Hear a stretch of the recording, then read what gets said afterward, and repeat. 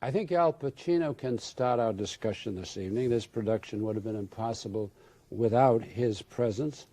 And I think everyone would like to know how in the beginning he happened to decide to play King Richard III when he could be off in Italy or in Hollywood or one of those lovely sunny places playing something by a swimming pool.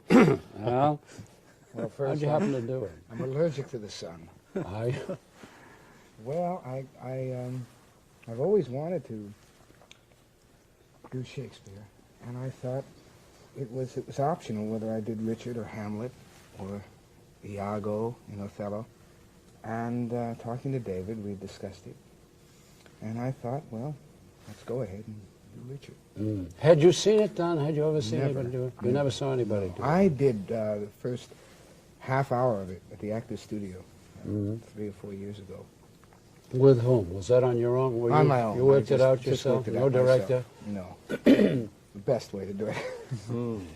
What about the language, Al? Did you work on it at all? I mean, in the fact that it is Shakespearean language, and you've always worked in prose and modern contemporary. I've always loved language. You see, I've always wanted to do a language play. I even found in the realistic plays I did, when I had enough to say, it would get my motor going. And I've always wanted to do that.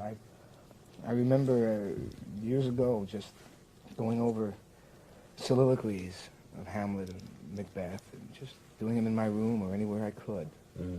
When I did scenes in acting class, I would usually pick scenes that were from Shakespeare. I just love the word. I've always loved it. And I've never had an opportunity to do it professionally. But language is something I always felt can be helpful. A lot of actors feel that language is something you go to.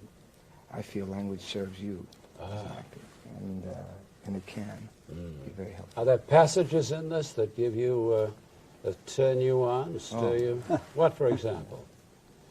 The opening soliloquy, the various soliloquies in the play. After Queen Anne, sure. You'll find that any time I have more than a paragraph to say, I get, whether it's right or wrong, it just sort of moves in on me, because I find, interestingly enough, how little we use words today, especially on my day off when I go into New York.